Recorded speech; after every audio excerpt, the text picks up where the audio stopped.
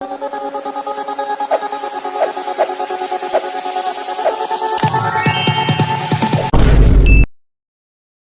Hello welcome back to our channel. நான் உங்க PJ வந்தாச்சு.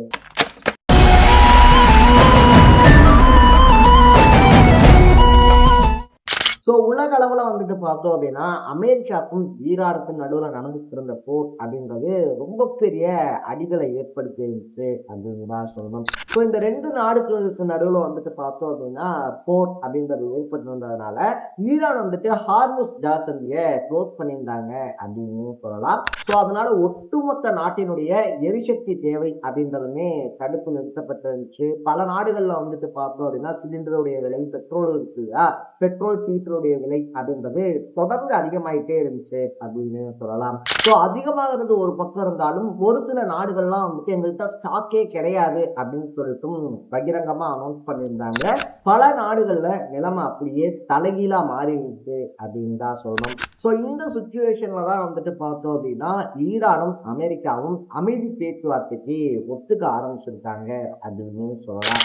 என்னதான் வந்துட்டு இஸ்ரேல் இது எங்களை கட்டுப்படுத்தாது அப்படின்ற அனௌன்ஸ்மெண்ட்டை கொடுத்திருந்தாலும் கூட அமெரிக்கா வந்துட்டு ஈரானோட பேச்சுவார்த்தை மூலமா சமரசம் பண்றதுனால அடுத்த 30 நாட்கள்ல ஹார்முஸ் ஜலசந்தி திறக்கிறது உட்பட 14 அம்ச கோரிக்கைகள் நிறைவேற்றப்பட இருக்கு அப்படின்னு சொல்லலாம். ஸோ இந்த போர் நிறுத்தத்தினால அமெரிக்காவுக்கும் ஈரானுக்கும் மட்டும் கிடையாது, ஒட்டுமொத்த உலகத்துக்குமே வந்துட்டு ஒரு நிம்மதி கிடைச்சிருக்கு அப்படின்னு சொல்லப்படுது.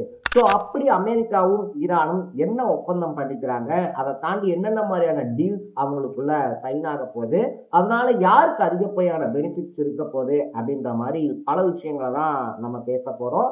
அதுக்கு முன்னாடி நம்ம சேனலுக்கு நீங்க புதுசா வந்திருந்தீங்க அப்படின்னா இதே மாதிரி அப்பப்போ அப்டேட்டா போயிட்டு இருக்க விஷயங்கள், அது கரண்ட் அஃபேர்ஸா இருந்தாலும் சரி, பாலிடிக்ஸா இருந்தாலும் சரி, ஸ்போர்ட்ஸா இருந்தாலும் சரி, அப்பப்ப அப்டேட்டா போயிட்டு இருக்க விஷயத்த நீங்க தொடர்ந்து தெரிஞ்சுக்கணும் அப்படின்னு ஆசைப்பட்டீங்கன்னா மறக்காம சேனலை ஃபாலோ பண்ணி சப்ஸ்கிரைப் பண்ணிக்கங்க.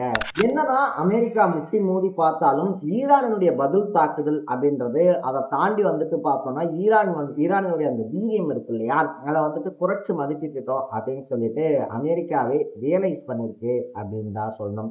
ஸோ அமெரிக்காவினுடைய இந்த செயல்பாடுனால வந்துட்டு பார்த்தோம் அப்படின்னா நீங்க இப்படி தொடர்ந்து போர் நடத்திக்கிட்டே இருந்தீங்கன்னா ஹார்முஸ் ஜலசந்தியை வந்துட்டு ஈரான் க்ளோஸ் பண்ணிட்டாங்க, அதனால வந்துட்டு எங்க நாடுகள்ல பல பிரச்சனைகள் வெடிக்குது அப்படின்னு சொல்லிட்டு பல நாடுகளும் அமெரிக்கா கிட்ட முறையீடு அப்படின்றதெல்லாம் பண்ணியிருந்தாங்க. ஸோ இந்த போராட்டம் வந்துட்டு இந்த போர் இப்படியே தொடர்ந்துச்சு அப்படின்னா அது அமெரிக்காவுக்கு தான் ரொம்ப பெரிய இழப்பை பின்னாட்கள்ல ஏற்படுத்தும் அப்படின்றது ட்ரம்ப்புக்கும் தெரிய ஆரம்பிச்சிருந்துச்சு அப்படின்னு சொல்லலாம். இதனால உலகத்தினுடைய நன்மைக்காக அப்படின்னு சொல்லிட்டு பார்த்தோம் அப்படின்னா அந்த 14 அம்ச கோரிக்கைகள்ல ட்ரம்ப் கையெழுத்து போட இருக்காரு அப்படின்னு சொல்லப்படுது. முதல் கோரிக்கையை வந்துட்டு பார்த்தோம் அப்படின்னா லெபனான் உட்பட, ஸோ இப்ப நடக்கிற போர் மட்டும் கிடையாது, லெபனான் உட்பட எல்லா இடங்கள்லயும் நடக்கக்கூடிய போர் இருக்கு இல்லையா, அந்த போரை வந்துட்டு உடனடியா நிறுத்தணும் அப்படின்றதுதான் ஈரானினுடைய முதல் கோரிக்கையா இருக்கு. ஸோ இதை வந்துட்டு அமெரிக்காவாலையும் மறுக்க முடியல அப்படின்னு சொல்லலாம். போரை நிப்பாட்டணும் அப்படின்னா ஒட்டுமொத்தமா எல்லா போரையும் நிப்பாட்டுங்க. உங்களுக்கு வந்துட்டு லாஸ்ட்ல, அதாவது நீங்க வந்துட்டு தோக்குற மாதிரி இருக்க போரை மட்டும் கிடையாது, லெபனான் உட்பட எங்கெங்கெல்லாம் அமெரிக்கா வந்துட்டு ஈரானுக்கு அகைன்ஸ்டா போர் பண்ணிக்கிட்டு இருக்கோ, இல்ல போர் பண்ணக்கூடிய நாடுகளுக்கு நட்பா இருக்கோ, அங்க எல்லாமே போர் அப்படின்றது உடனடியா நிறுத்தப்படணும் அப்படின்ற கோரிக்கையும் ஈரான் முன் வச்சிருக்கு.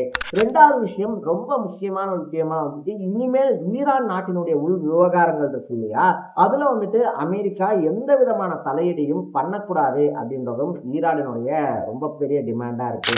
எங்களுடைய ஆட்சி அப்படின்றது அங்க இருக்கும்போது எங்க மக்களுக்கு எது நல்லது எது கெட்டது அப்படின்னு சொல்லிட்டு எங்களுக்கு தெரியும். மற்ற நாடுகள்ல வந்துட்டு நீங்க தலையீடு அப்படின்றது பண்ற மாதிரி ஈரான்ல வந்துட்டு உங்களுடைய அரசியல் தலையீடு இருக்கக்கூடாது அப்படின்னு சொல்லியிருக்காங்க. மூணாவது விஷயமா வந்துட்டு இந்த கப்பற்படை இருக்கு இல்லையா, கடற்படையை வச்சு வந்துட்டு நீங்க ஈரானை சுற்றி நிப்பாட்டி இருக்கக்கூடிய அத்தனை பாதுகாப்பு வளையத்தையும் நீங்களே உடைக்கணும். தட் மீன்ஸ் நீங்களே வந்துட்டு வாபஸ் வாங்கணும். ஈரானுக்கு வந்துட்டு அச்சுறுத்தலா இருக்கக்கூடிய அந்த கப்பற்படை முற்றுகை அப்படின்றத வாபஸ் வாங்கணும் அப்படின்னு சொல்லியிருக்காங்க.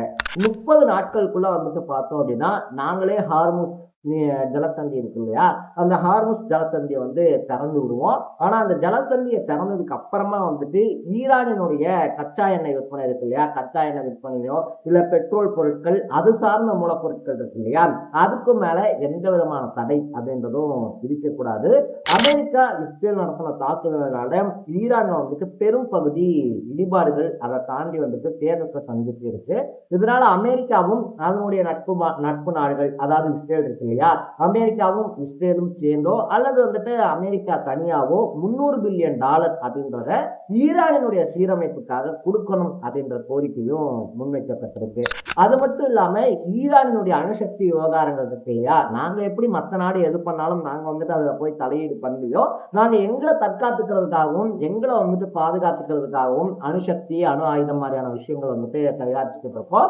அதுல வந்துட்டு எந்த விதமான தடைகளும் போடக்கூடாது அப்படின்னு சொல்லியிருக்காங்க. சோ அதை தாண்டி வந்துட்டு பார்த்தோம் அப்படின்னா அணு ஆயுத பரவல் தடை சட்டம் இருக்கு இல்லையா, ஸோ அந்த தடை சட்டத்துக்கு கீழே வந்துட்டு பார்த்தோம் அப்படின்னா நாங்கள் மற்ற நாடுகளுக்கு அச்சுறுத்தல் ஏற்படுத்துகிற மாதிரி எந்த ஒரு ஆயுதத்தையும் தயாரிக்க மாட்டோம் அப்படின்ற உத்தரவாதமும் ஈரான் சைட்ல இருந்து கொடுக்கப்பட்டிருக்கு அப்படின்னு சொல்லலாம். ஸோ இந்த பேச்சுவார்த்தை டைம் இருக்கு இல்லையா, ரெண்டு நாடும் வந்துட்டு ஒப்பந்தம் போட போறோம் பேசிக்கிட்டு இருக்கோம்.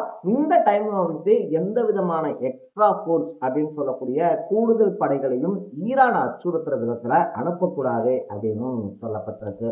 60 நாட்களுக்குள்ள ஈரானுக்கு சொந்தமான 24 பில்லியன் மதிப்பு இருக்கக்கூடிய சொத்துக்கள் இருக்கு இல்லையா, அது கப்பலாவோ இல்லைன்னா வந்துட்டு அமெரிக்காவால் கைப்பற்றப்பட்ட ஈரானுக்கு சொந்தமான பொருட்களாவோ இருந்துச்சு அப்படின்னா அதை 60 நாட்களுக்குள்ள ரிலீஸ் பண்ணணும் அப்படின்னும் சொல்லியிருக்காங்க. ஸோ இந்த திட்டங்கள்லாம் வந்துட்டு செயல்படுதா அப்படின்னு சொல்லி பார்க்கறதுக்காக ஒரு தனி குழு அமைப்போம். அந்த குழு வந்துட்டு பார்த்தோம் அப்படின்னா ஐநா சபை இருக்கு இல்லையா, ஐநாவில் இருக்கக்கூடிய பாதுகாப்பு சபை மூலியமா இந்த ஒப்பந்தத்துக்கு வந்துட்டு ஓகே வாங்கணும். அப்படி ஓகே வாங்கினதுக்கு அப்புறமா சோ நாங்க மேல சொன்ன விஷயம் எல்லாம் இருக்கு இல்லையா, முழுமையா வந்துட்டு தடையை நீக்கணும். அது மட்டும் இல்லாம வந்துட்டு பார்த்தோம் அப்படின்னா எங்களுடைய நாட்டில இருந்து எந்த தடைகளும் இருக்கக்கூடாதுன்னு சொல்லிட்டு இது எல்லாமே இந்த 60 நாட்களுக்குள்ள வந்துட்டு ஃபைனலைஸ் பண்ணப்படணும். ஸோ அது ஃபைனலைஸ் பண்ணப்பட்டதுக்கு அப்புறமா தான் இந்த ஒப்பந்தத்துல கையெழுத்து போடுவோம் அப்படின்னு ஈரான் சொல்லப்பட்டிருக்கு. எது எப்படியா இருந்தாலும் இந்த 60 நாட்களுக்குள்ள போர் நிறுத்தமே வந்துட்டு பல உலக நாடுகளை அமைதிக்கு கொண்டு வந்திருக்கு அப்படின்னு சொல்லலாம். கூடிய சீக்கிரமா ஹார்முஸ் ஜலசந்தி திறந்ததுக்கு அப்புறமா மறுபடியும் உலக வர்த்தகம் நார்மல் ஆகும் போது எரிசக்தியில ஆரம்பிச்சு பெட்ரோலியம் வரைக்கும் எல்லாமே சீராயிடும் அப்படின்னு சொல்லப்படுது. ஸோ அமெரிக்காவுடைய இந்த ஒப்பந்தத்தை பத்தி நீங்க என்ன நினைக்கிறீங்க? இது அமெரிக்காவுக்கு அதிக லாபத்தை கொடுக்குமா இல்ல ஈரானுக்கு அதிக லாபத்தை கொடுக்குமா அப்படின்றத கமெண்ட் பண்ணிட்டு மறக்காம சேனலை ஃபாலோ பண்ணி சப்ஸ்கிரைப் பண்ணிக்கோங்க. நாளைக்கு இதே மாதிரி ஒரு இன்ட்ரெஸ்டிங்கான வீடியோவோட சந்திக்கலாம். பாய் பாய்.